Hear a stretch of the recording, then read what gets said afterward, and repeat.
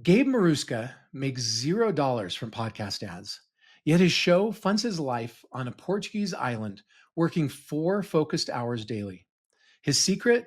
He offers every guest a free breakthrough session, and 50% of his consulting revenues comes from those calls.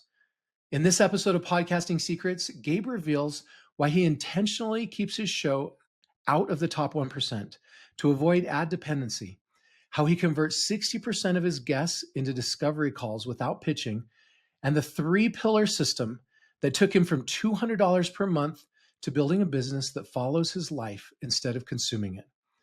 If you're chasing sponsorships while ignoring the gold mine sitting in your guest lineup, this changes everything. Welcome to the Podcasting Secrets Show, where successful creators share their best stories, secrets, and strategies. I'm your host, Nathan Gwilliam. Hello, incurable creators, and welcome to this episode of the Podcasting Secret Show. Today, I'm with Gabe Marusca. Gabe is the host of the Authority in the Wild podcast, which is a top 10% podcast. He's a fractional business advisor for experts, and he helps his clients to build client acquisition systems that help scale revenue and impact. Thanks for being with us today, Gabe. Nathan, thank you so much for having me. It's a pleasure to be here. So Gabe is actually living on an island. Tell us where Madeira is, Gabe. It's almost in the middle of Atlantic between the Canary Islands and Azores. It appertains to Portugal, but it's closer to Africa than Portugal. Okay. So he's living in one of those beautiful islands that you see on Instagram that you dream about living at someday. And this is the kind of place that you live when you can live anywhere you want. And Gabe has created the life where he can really live anywhere he wants in the world. When we were doing our pre-interview discussion, he talked about building a business around the life that he wants instead of the other way around. So Gabe, before we get into all of this amazing beautifulness where you live in this life that you've created, can you tell us one thing that most people don't know about you? Sure. First of all, it wasn't always the case. Like I wasn't born on the island. I dream of living on a beautiful place, but when I was young, I would never imagine that I was going to live here. And probably to answer your question is like, a lot of people don't know that I used to grow 2 wolves when I was a kid. It's just everything in Transylvania. I'm from that region of Romania that is renowned for Count Dracula and vampires and so on. They don't exist, and I'm not a vampire, so don't be scared. But yeah, we end up with 2 wolf pups in our courtyard. We had no idea that they were wolves, so we thought they are dogs, and it's one of the reasons why I love freedom. Because after they grow up, they show their roots, they show their freedom and so on. And it's one of the reasons that's part of my branding. You see the wolf. But that's something that a lot of people have no idea about me, that I used to raise wolves. I love it. Okay, can you tell us about this beautiful location where you currently live and maybe about a few of the other places you've lived during your digital nomad life? Sure, I can probably talk all day about Madeira. It's called the Hawaii of Europe. It's a volcanic island, lush green, spring-like weather year-round. And I don't want to promote it too much. Guys, don't call me it's ugly.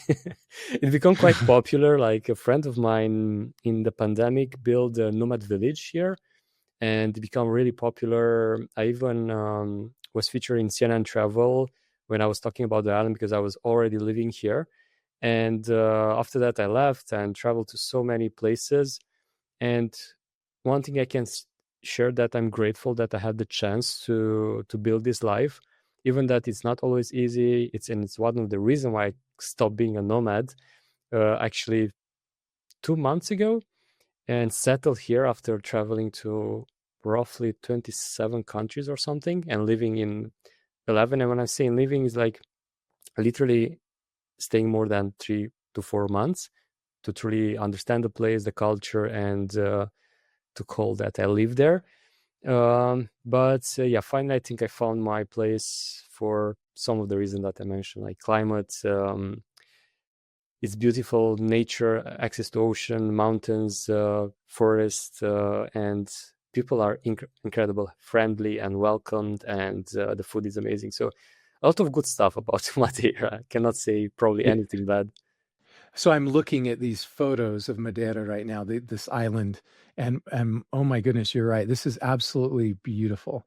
You talked about the food. What kind of food is common in Madeira?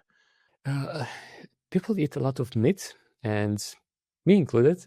There's beef that it's absolutely fantastic, like skewers that you mentioned that you Kebabs. live exactly. You not kebabs. It's like pieces of meat put on a skewer, like not in a kebab way, like minced meat. Oh, like churrascaria, like Brazilian style. Exactly. They have a lot of Brazilian restaurants here, and Okay. but that the way they cook meat, and actually my favorite restaurant on the island is a Brazilian one, and they have the best meat in on the island, and it's fresh because they have of course the neighboring islands Azores, where cows roam freely, and they are grass fed, and they like no pollution and anything. And yeah, the quality of the meat is unbelievable. And in the same time, you have the best avocados probably in the world here, because the Okay. climate is just perfect for them. And when my family visits, they're always amazed because there's so much meat in it. Like there is no, like, the how you call it, the center, the seed, it's so small, and there's so much meat. And yeah, and apart from that, there are a lot of great dishes. If you are into pastries, like Portuguese are eating every single meal one, like from pastéis de nata to what else, like Pastel de nata. yeah, it's Yeah. so good. And Yeah. unfortunately, like I'm gluten intolerant, so I cannot eat all their pastries. So I need to find a gluten-free store to eat it, because I love it. And I'm like, all right, but for those that don't have any issues, like this is heaven for pastry lovers. Okay.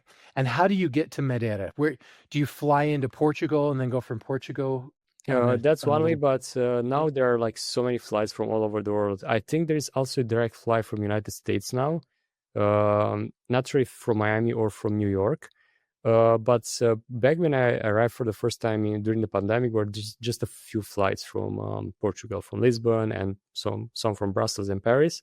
But now you can fly literally from almost, of course, the surrounding environment. Because there's a thing, Madeira has one of the most dangerous airports in the world, and hopefully this will scare some people out. Because that's another thing with Madeira. Like now, if we were to speak about not less than ideal things, is the fact that it's quite popular. Like they're starting to put some measure in place in order to protect the environment, because some places are overpopulated with tourists, and they're kind of, with this measure, they're destroying as well the beauty of the island, like putting fences around the sacred trees and stuff like that. But so yeah, the airport is quite dangerous, and just a few pilots have license to land here because of that. Because the currents of the ocean and the mountains, and as well, though it's built on top of some huge pillars above the ocean, so you literally land above the ocean. It's unreal, so surreal, but in the same time, quite scary also. Like you literally, like, you feel that landing. It's different than anything that I experienced. Okay. Uh, so tell us about your core philosophy that has led you to create this life that you live in Madeira, and how you've created this life to live in this tropical paradise. Somehow by need, and in the same time by failing. Because as you mentioned, like at some point in my journey, I wasn't doing things the quote unquote right way, and I overworked myself. I was chasing money. I was chasing success in the traditional sense, and I ended up in a position that I wasn't able to work anymore. Like I burned out, and that made me realize that is more to life than just money. And I start to see what others are doing that are living this life, the likes of Tim Ferriss with a 4-hour work week. But obviously, I don't work 4 hours a week. Don't get me wrong. But I realized that there are ways that you can do this without actually burning out, without actually overworking yourself. And still, it's a work in progress. Like, there's no perfect, let's say, week, or there's no perfect period, but I'm way better at it than I was before. And now I try to question every single decision that I make, especially if it's one that will affect my ability to do something in terms of business, of life, and so on. And my core philosophy is to build a business around your life, not like build a business and then fitting life, personal activities there, because that usually doesn't end up well. And I start from there, and that's how I managed to find ways to engineer the way I do business in a way that fits that lifestyle, in which I can, for example, I just like start working in the morning, focus on focused hours, and after that I take a break and go to the gym in the middle of the day, have lunch with my wife, and then go back home, have another session, and then again we go out for sunset, and then again in the evening usually I have the calls or the podcast recordings. And like now, like it's 9 p.m. and it's quiet outside. There's no motorbikes, which are quite popular on the island, that goes around, and that's how I engineer my day. And that happens, as I mentioned, somehow by need, and in the same time by trial and error. And I found what works for me, but obviously this is not for everyone, and building a lifestyle business is not for everyone. A lot of people aim for performance-based business, and they want to exceed, they want to make millions of dollars. I never achieved seven figures in my life, and it's not my goal. If that will happen, that's fantastic, but that's kind of how I think about it. Right. Okay, so you talked about this business philosophy. I don't remember exactly the word you used. The strategy that you have. You have a schedule about how you break it up, and lunch with your wife, and dinner with your wife in the sunset, and exercising, and building your schedule around that. What other strategies have you implemented to create this kind of a life? What other advice can you give to the rest of us who are very jealous of what you've created? Don't be, because again, it's not perfect, but it's close to what I want. So one of the things that I look out for is the basically the biggest asset that we all have that is not replaceable. There is not something that we get back, our time. And every single time that I have a quote unquote opportunity, I ask myself if it's that, or it's actually a distraction, or it's something that will consume so much of my time that will basically like affect this schedule that I mentioned, or this lifestyle, and so on. And as you know from the experience that we have quite a bit of back and forth to schedule this interview, I need to say no to a lot of things, or I need to like postpone some things or reschedule and so on in order to match that. And at the beginning it was hard, but that's become a habit. And I start basically with no as the default. And after that, I check to see that match my goals, that match my philosophy, that match my life. And after that, I say yes, if that's the case. So to kind of wrap that up is like thinking you first, ensuring that you protect your time, saying no more often, because in my opinion, at least, it's a superpower to be able to say no. Because I know the contrary of that. I was a people pleaser. I was saying yes to every single thing. And if you follow these things, you're much more likely to build the schedule that you want, the life that you want, because often things will fall into place if you follow this. Yeah, that's some great advice. How has your podcast played a role in creating this nomad solopreneur lifestyle? Quite surprisingly, I would say, like I started as a passion project. So I was literally learning everything I could about podcasting in like 2 weeks, and starting out like to practice my speaking, English not being my first language, and as well to connect with others. And slowly, it started as the Nomad Solopreneur Show, because I was a nomad, I was a solopreneur back then. I love the fact that I could give something back to that community, and slowly, I hear things like, Gabe, do you know that we have a guy here in the co-working space that mentioned your podcast? I was like, okay. And he's actually a big fan of yours. I was like, okay. I would like to meet that person, like that single individual that is a big fan of the podcast, that it's not that big. I was like, all right. And then that person become a client. And after that, others that I was interviewing inquire about what I do. And they either become a client or a partner, business partner. And so on and so forth. That's after 100, almost 140 episodes put out there, half of my business is coming from the podcast itself without me actively promoting inside the podcast my business. And that is just something that everyone can do, in the sense that it's based on human connections and building human relationships. And that was something that I was doing from the beginning without realizing the importance of it. So like building partnership with other businesses, or like simply staying in touch or connecting. And passion project turn into a revenue and stable revenue source without like running ads, without promoting any products inside the podcast and so on. So it's quite a fascinating journey and an unexpected one, because if you look at all the big podcasts in the world, they are like monetizing through ads, they are monetizing through sponsors and so on. And I know that it's quite hard as a indie podcaster to do that. So that's why I double down on that. So now I have an actual tactic around it, which is I offer a breakthrough session to every single one of my guests that actually I can help, because some people are at totally different level than myself or my knowledge.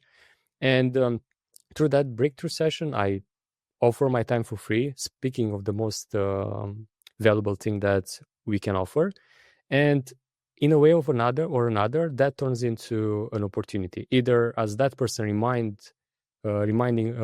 remembers me when they talk to others, or they might need help to actually implement when what I uncover in that call. So that's how I leverage it. And I tell them from the beginning that is the like no hidden agenda. I know this will be like reciprocated in a way or another at some point.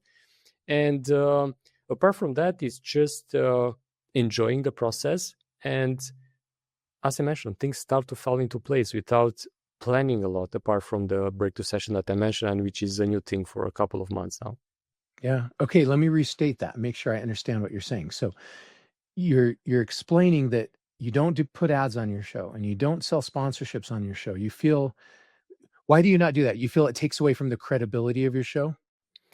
At the beginning, I was thinking about that. After that, I simply did my research, and my podcast is in top 10% in the world. So it's not in like top 1% or top 0.5% to have like millions of downloads and so on, in order to have something to share with those that want to advertise in the podcast. So I was like, what's the other option? Like double down on what works, like building relationships, getting better guests, and so on. And after that, I come up with the solution of the breakthrough session.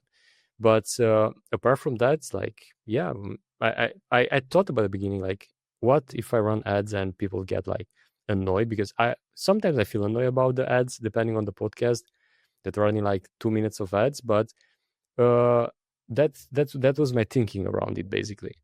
So basically, you give a lot of value on your show. You don't worry about the ads, and then on your show, you offer people a free breakthrough session, and they can schedule that with you. You probably have a Calendly link, and you'll get on with anybody, and you'll talk about them and their business, and almost. and So basically, I'm not scheduling with the guest. With the audience.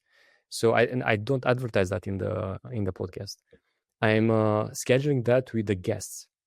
So interesting. So because they give their time to be on the show, that's my gift to them, without string attached, without pitching in that call. And I tell them from the beginning, it's a simple breakthrough session. If I can help them have a small breakthrough, that's how I approach it. And how I do it, I have like the calendar itself, which is a custom build, not Calendly.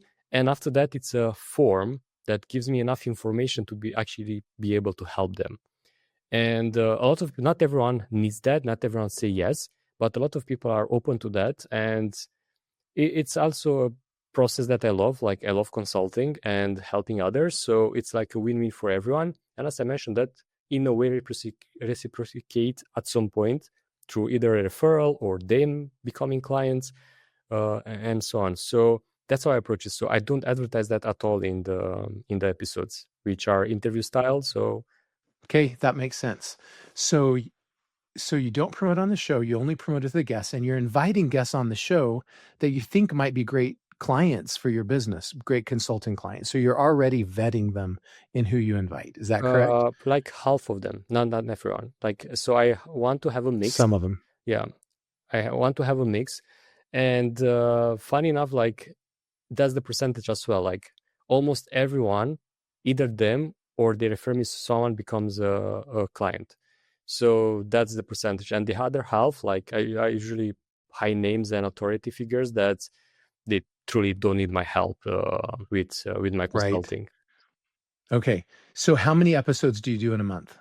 4 weekly episodes. You do 4 in a month, and then some of them might be people that don't need your help, and some of them, they're not good fits for you. They're not potential clients. So what percentage of those 4 people, like half of them, what percentage might? In average 50%, yeah. In average 50%. Okay. And that percentage is valid for around 4 months right now.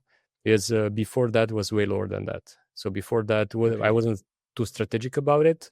I didn't have the breakthrough session, and in the same time was like more random. Okay, so you do 4 episodes a month. About 2 of them might be potential clients. So you offer them this free breakthrough session, and then some of those people take you up on it, and some of them don't. What do you think? Maybe half of the people you offer it to take you up on it, or more or less than that?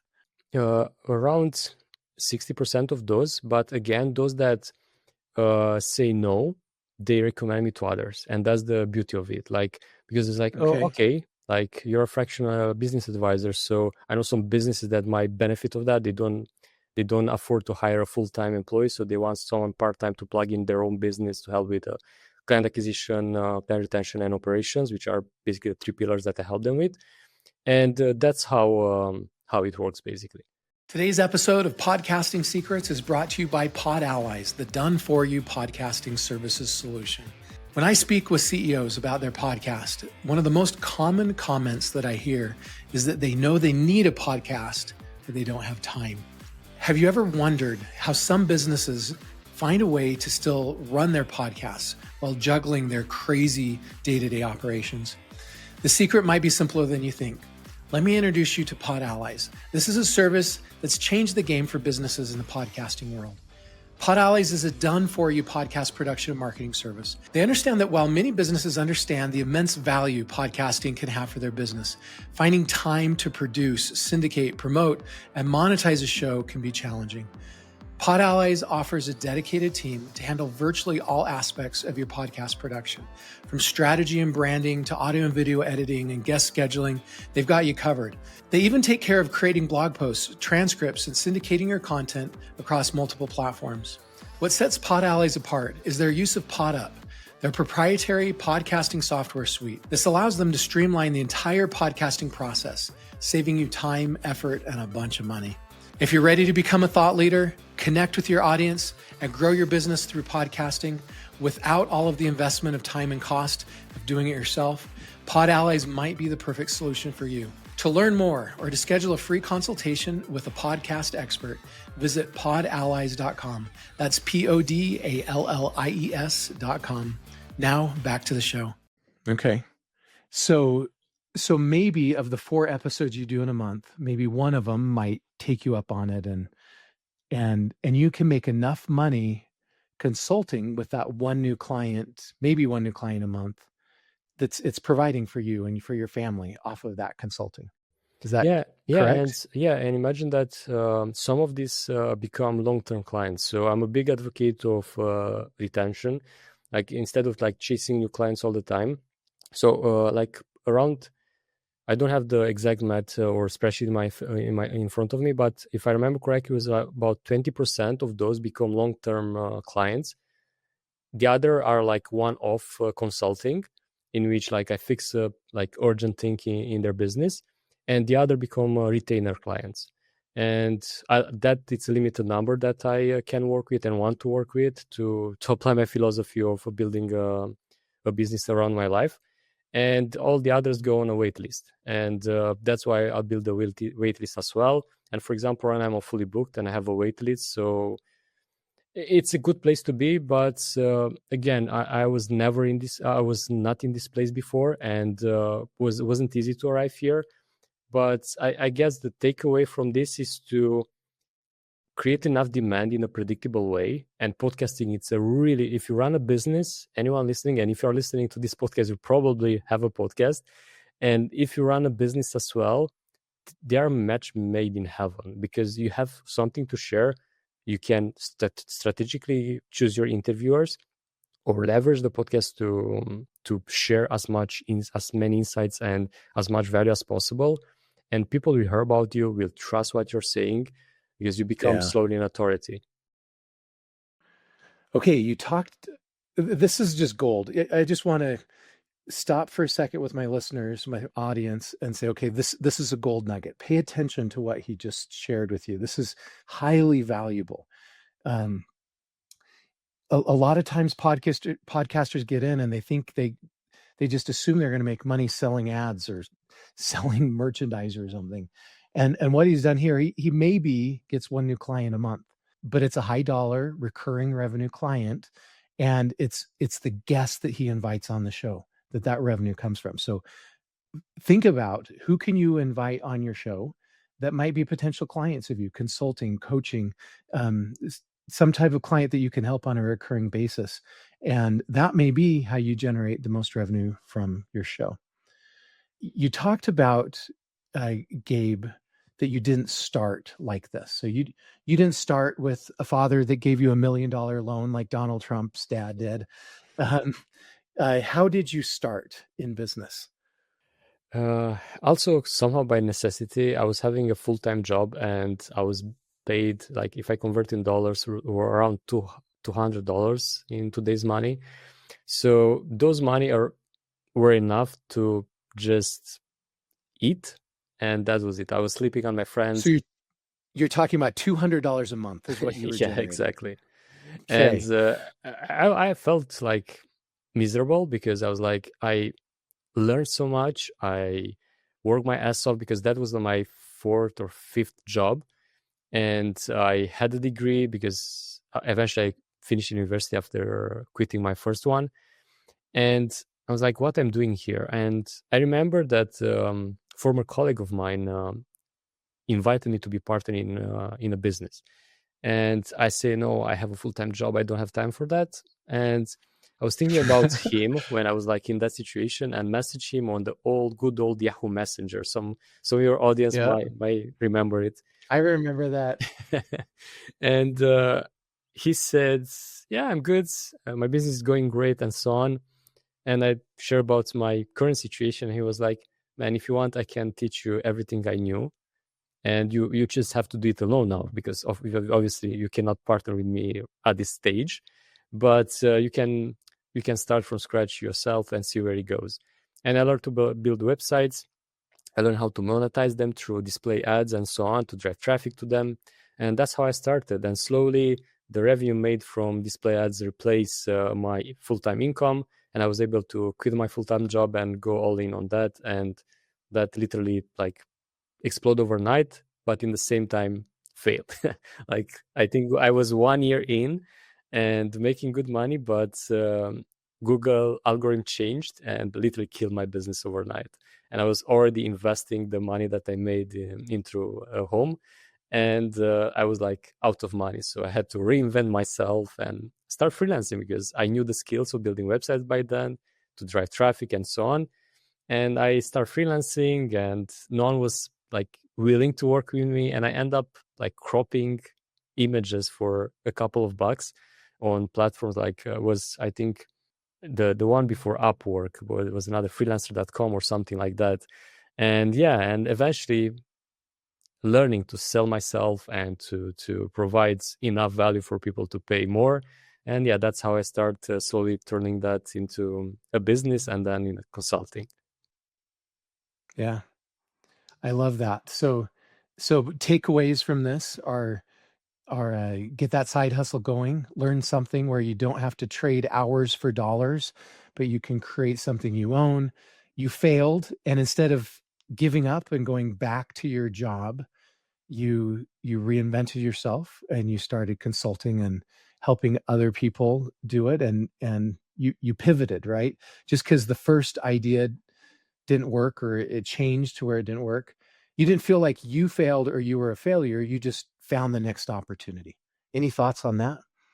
Yeah, I think if anyone is going through a rough patch, especially now like with a lot of people losing jobs and so on because of AI, like you can always adapt. You already have some skills. You already have some sort of things that you can put out in the market.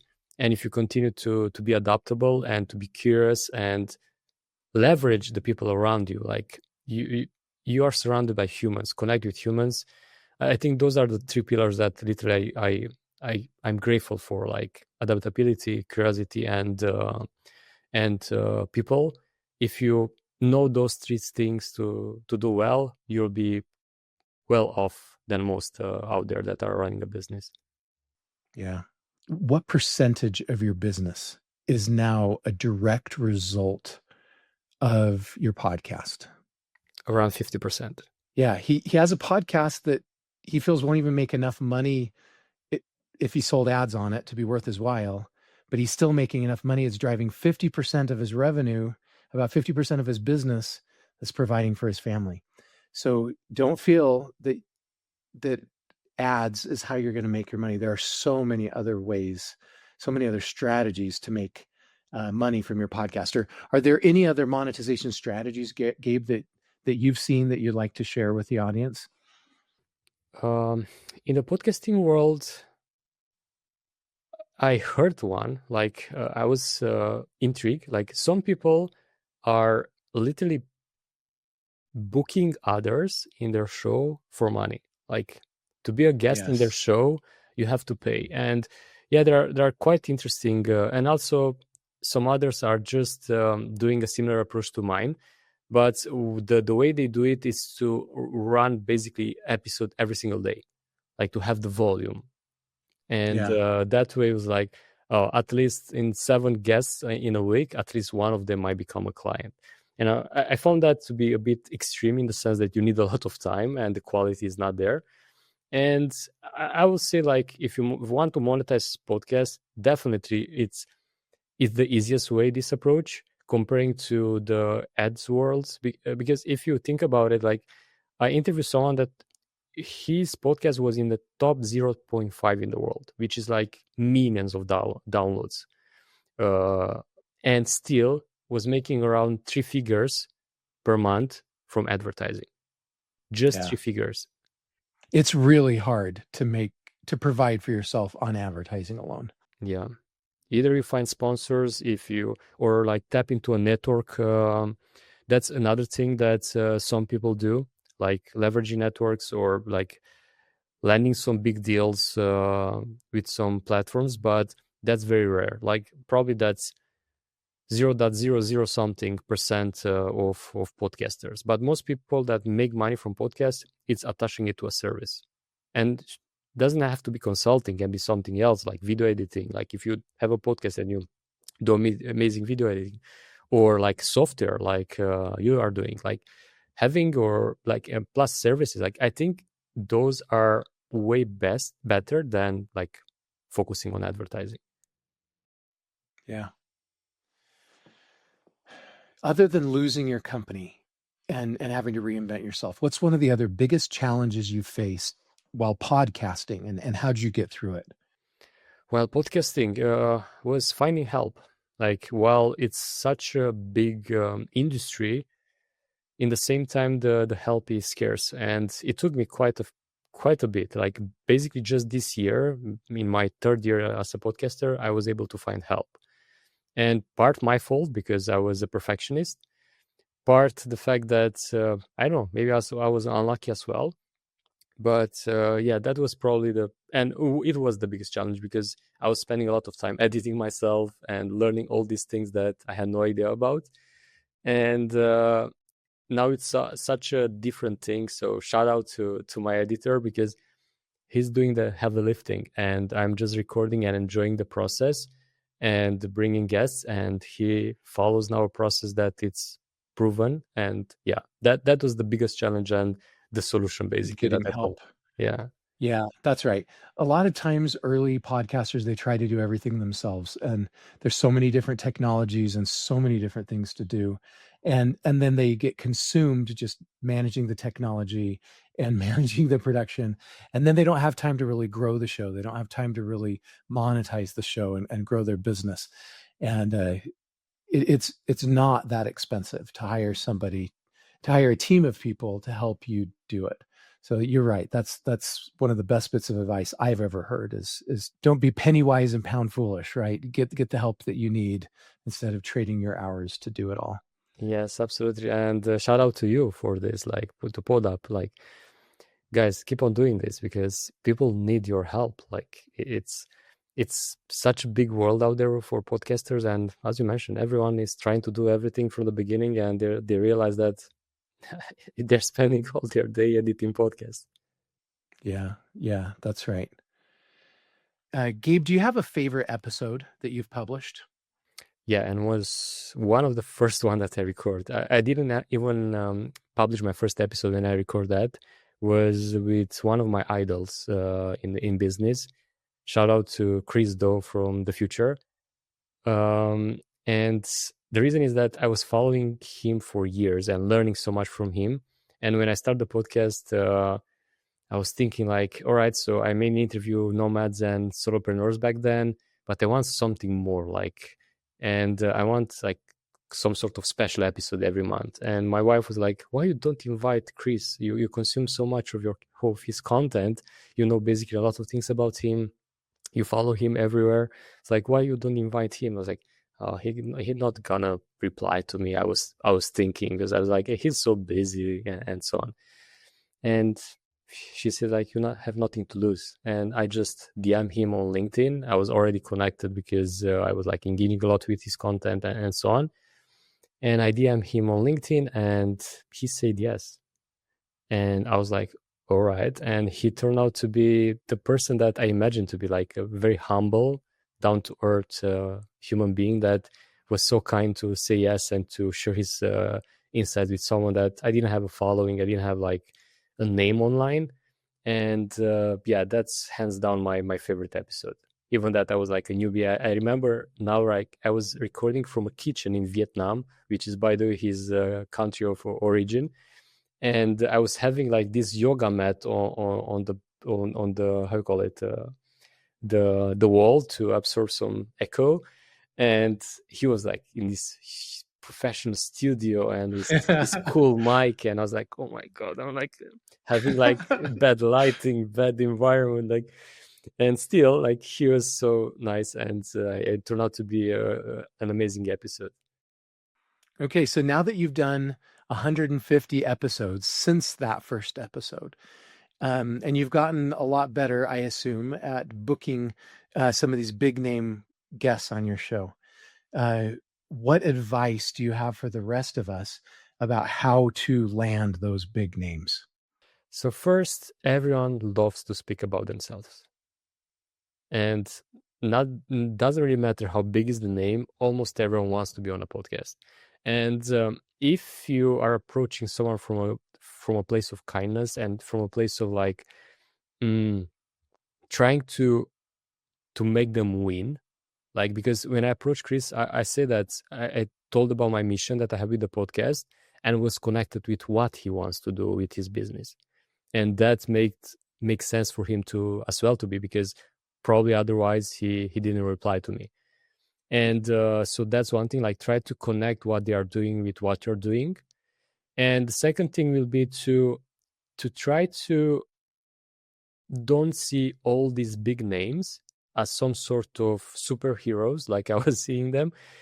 They're just humans and they want to connect, they want to be on podcast. It's one of the fastest way to build authority nowadays. And obviously some people will say no, obviously some people will don't even reply to you and so on. But in my case, at least, I have around 80% how you call it, confirmation rate, and reply rate is around 90%. So my tactic is quite simple. Start with something small, like don't pitch them the whole premise of the podcast, the details and so on. Start with something to get an answer. And after that, you can go into the details, how long it takes, what it entails, and so on.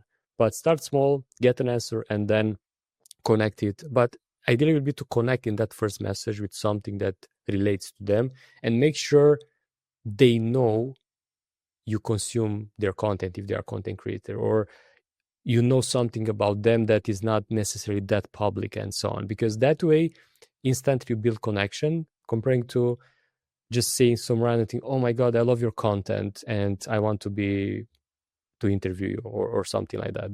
That doesn't add anything to them themselves. So build a real connection. Don't be afraid to reach out to them. Yeah. Do you normally reach out on LinkedIn? How do you normally find your guests? Yeah, LinkedIn, and as well now a lot of them come from inbound. So now I don't outreach as much as before, and even big names, which is nice. And also another thing is to build relationships with agencies that are placing guests. For example, some of the big names that I get through those type of relationships. And as well, there are a lot of tools and platforms out there that are doing this as well. And but mainly when I was doing mainly outreach was LinkedIn. It's one of the places that, especially in the business world, people are active and they reply to messages. Yeah, definitely. And you tend to avoid the gatekeeper. When you call a phone number, even send an email, a lot of times it gets filtered by a gatekeeper. But on LinkedIn, it often goes to the real person, not their gatekeeper. Exactly. And it's surprising that a lot of these big names, as you mentioned, on LinkedIn and even on some social platforms, they don't have gatekeepers. But on emails, most of them they do. Yeah. Okay, so you've used a podcast. You've gone from a $200 a month employee to somebody that can that has a top 10% podcast and lives in a dream location. Someone who's visited more than 25 different countries. You've done 150 episodes now of your show. Do you have any non-negotiables for the show? Some things that you've learned that you make sure you do in every single episode? Yes, I don't like to portray someone like this perfect person and perfect hero. And because we are all humans, and I feel like people connect when they listen to someone that's real, authentic, that have flaws, and this is kind of the thing that I try to not do. Even sometimes when I'm talking with the likes of Chris, though, I was like a bit in that, like fan mode, and I was like probably praising him too much. But that was at the beginning. But now that's one of the things, and I love to keep conversation unscripted, so I don't prepare, apart from like the 3 ending questions that I start to do recently. Apart from that, I don't prepare questions for the episodes. I just do my research on the guest, but I don't prepare questions because I want to guide the conversation in the way I want to hear basically on other podcasts, like similar to what you did now, like basically guiding the conversation based on what I answer. I think this is more natural than like having these are the topics. Do we go through these topics? And if you look at the big names like Dario Vasio, Stephen Bartlett, like sometimes it's like the guest is in the middle of something so important, and there is a great, and don't get me wrong, he's an amazing interviewer, one of the best in the world, if not the best. But he's like jumping to the next topic because it's on his tablet. I was like, oh no, right. Stephen, please, there was that question. You want to hear more about it. You wanted to know the answer to it, and you never got the answer because you didn't ask it. So that's our job as the host, is make sure we're asking the questions that our audience is wanting to hear. Exactly. And sometimes if selfishly, what we want to hear. Like, at least I'm open to share that. Like, some of the questions that I ask are my personal curiosities and and this is another. Guys, if you want to start a podcast, it's one of the easiest and cheapest way to learn new things. Yeah, that's right. When I did my first podcast and I published every day for a year, by the end of that year, I felt I had gotten an MBA in my niche, right? And because I'd invited the world's leading experts and authors and influencers, and I got to ask them any questions I want and spent these, half an hour, 45-minute, hour-long interview sessions with the most brilliant minds in my space. So yes, you're right. That is selfish and crazy valuable for us that are the hosts. Exactly. And at the same time, like the audience, it's learning as well. So it's a win for everyone. Okay, Gabe, if our audience has enjoyed this episode like I have and they want to learn more about you and your show, what are the best ways for them to do that? The main one, it's my website. If you go to gabemarusca.com, it's hard to spell for me as a non-English speaker, but I'm sure the link will be down below. And so let me spell it in case you're listening. It's GABEMARUSCA.com. Did I get that right? Yes, perfect. Thank you so much, Nathan. Okay. And if they want to find your show, where can they find that? authorityinthewild.com. Thank you so much for being with us today, Gabe, and for all the value that you shared with the audience and especially with me. Thank you so much, Nathan, for having me. It was an absolute pleasure and honor to be here. And here are my key takeaways from this episode. Number 1, monetize through strategic guest selection. Invite potential clients onto your show instead of just relying on ad revenue. Number 2, offer free breakthrough sessions to guests as reciprocity for their time. 60% accept, at least for Gabe, and many convert to clients. Number 3, build your business around your life, not the other way around. Protect your time by saying no as the default response. Number 4, skip scripted interviews for authentic conversations. Guide naturally based on answers instead of forcing predetermined topics. Number 5, pitch big name guests on LinkedIn by connecting your mission to theirs. 80% confirmation rate is achievable. Number 6, start small in outreach messages and get replies before sharing full podcast details and logistics. Number 7, long-term retainer clients matter more than volume.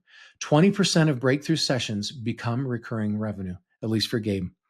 Number 8, podcasting is the cheapest MBA available. Learn from world-class experts by interviewing them for your own curiosity. Number 9, quality beats quantity in episode frequency. Weekly episodes with strategic guests outperforms daily volume plays. And finally, number 10, hiring help is essential for scaling. Spending all day editing prevents you from growing and monetizing your show. If you're looking for a great all-in-one podcasting platform with 60 integrated tools, including 17 AI tools and 11 monetization tools, you can get a free trial at podup.com, along with a free podcast launch course. Thanks for joining us for this episode. I wish you success as you turn your passion into profit through podcast monetization.